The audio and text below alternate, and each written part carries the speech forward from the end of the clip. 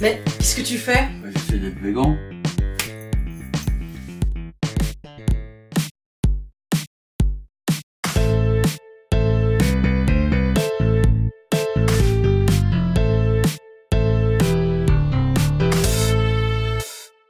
Alors si c'est pas ça, c'est quoi le véganisme? Le véganisme est une lutte politique qui exclut toute exploitation issue des animaux non humains. Une lutte politique?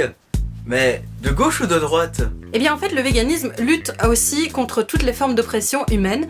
Il est cohérent de refuser également les oppressions raciales, sexistes, LGBT-phobes, handicap-phobes, etc. Quand on lutte contre les oppressions face aux animaux non humains. Donc un peu de gauche, mais pas comme Valls. Tu dis que le véganisme prône la tolérance, mais au final il y a des véganes qui poussent les autres à devenir véganes, ils imposent leur vision.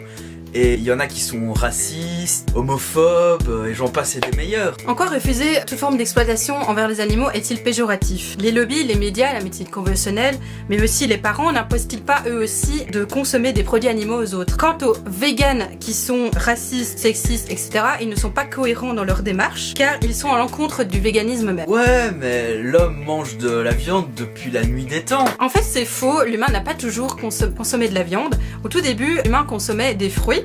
Mais les changements climatiques importants ont conduit l'humain à consommer de la viande par survie. Oui, mais le système digestif humain, on a bien vu qu'il n'était pas fait pour un autre régime que le régime omnivore. Eh bien en fait c'est faux, la physiologie humaine se rapproche le plus des animaux primates frugivores. Oh, tu me traites de singe là!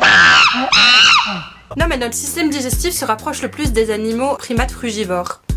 Et alors je vous invite aussi à aller voir cette vidéo de Julien Wolga qui explique le frugivorisme un peu plus en profondeur, que je mettrai ici en lien au-dessus. Mais l'évolution fait que nous sommes habitués à un régime omnivore plutôt que frugivore, et la science démontre que le végétalisme convient à tout âge, de la petite enfance à la femme enceinte jusqu'à la vieillesse.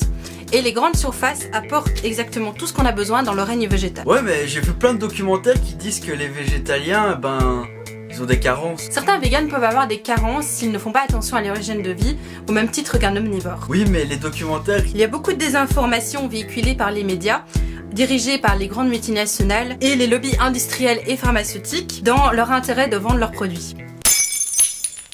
Ouais, mais j'ai un ami, il mange que des œufs qui viennent de poules en plein air où il n'y a pas de coque, et que la viande qui vient du boucher du village, et il m'a juré que les animaux étaient tués dans le respect. D'après toi, comment on tue un animal avec respect? On leur fait faire dodo? Parce que quand on dort, tu penses qu'on ne souffre pas si on nous tue? Ouais, mais si on mange pas de viande, on mange quoi alors? Du sétan, des bananes, des framboises, des abricots, du soja, du chou-fleur, du churmesco, des poireaux, des quiches, des tartes, des pizzas, du brocoli, de la salade, des tomates cerises, des poires, des pêches, des abricots, des melons, des pastèques, des pois chiches, des lentilles, des haricots verts.